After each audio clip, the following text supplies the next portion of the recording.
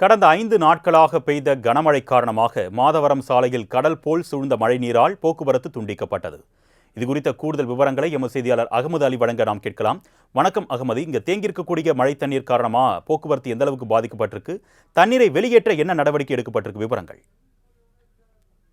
வணக்கம் அர்ணேஷ்.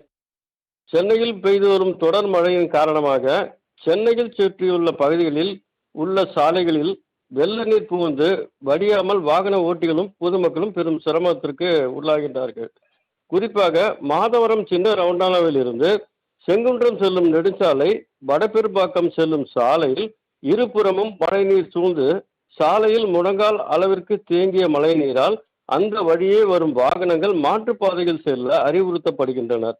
இதனால் வாகனங்கள் செல்லும் இடத்திற்கு பல கிலோமீட்டர் தூரம் சுற்றி வருவதால் ஓட்டுநர்கள் பெரும் சிரமத்திற்கு ஆளாகின்றார்கள். மேலும் நீங்கள் தற்போது திரையில் பார்த்து கொண்டிருக்கின்ற கழுகு பார்வை காட்சிகள் அந்த பகுதி முழுவதும், அதாவது நாம் ஏற்கனவே குறிப்பிட்டது போல மழை நீரால் சாலைகள் எவ்வாறு சூழப்பட்டு இருக்கின்றன என்பதை பார்த்து கொண்டிருக்கிறோம்.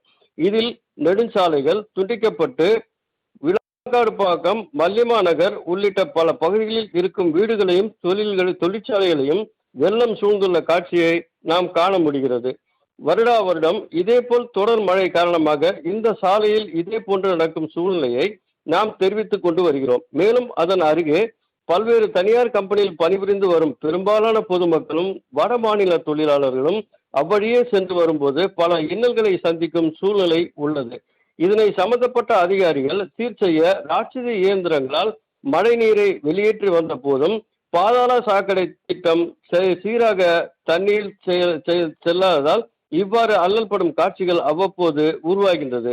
கனமழையால் சென்னை மற்றும் புறநகர் பகுதிகளில் குடியிருப்பு பகுதிகளிலும் முக்கிய சாலைகளையும் மழைநீர் ஆக்கிரமித்துக் கொண்டுள்ளதால் பெரும்பாலான பொதுமக்கள் அன்றாட பிழைப்பிற்காக வெளியே சென்று பிழைப்பு நடத்தி வரும் தொழிலாளர்களும் கூலி வேலை செய்யும் தொழிலாளர்களும் வெகுவாக பாதிப்பு அடைந்துள்ளனர். மேலும் மாதவரம் மண்டல அதிகாரிகள் தேங்கியுள்ள மழை நீரை அகற்ற ராட்சத மோட்டர்கள் மூலம் 4 இடங்களில் தண்ணீரை வாரி இறைத்து அதனை புழல் ஏரி உபரிநீர் செல்லும் வாய்க்காலில் செல்லும்படி ஏற்பாடு செய்யப்பட்டுள்ளதாக மாதவரம் மண்டல குழு தலைவர் நந்தகோபால் செய்தியாளரிடம் தெரிவித்தார்.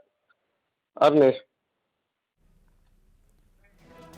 உங்களுடைய விரிவான தகவலுக்கு நன்றி அகமது அலி.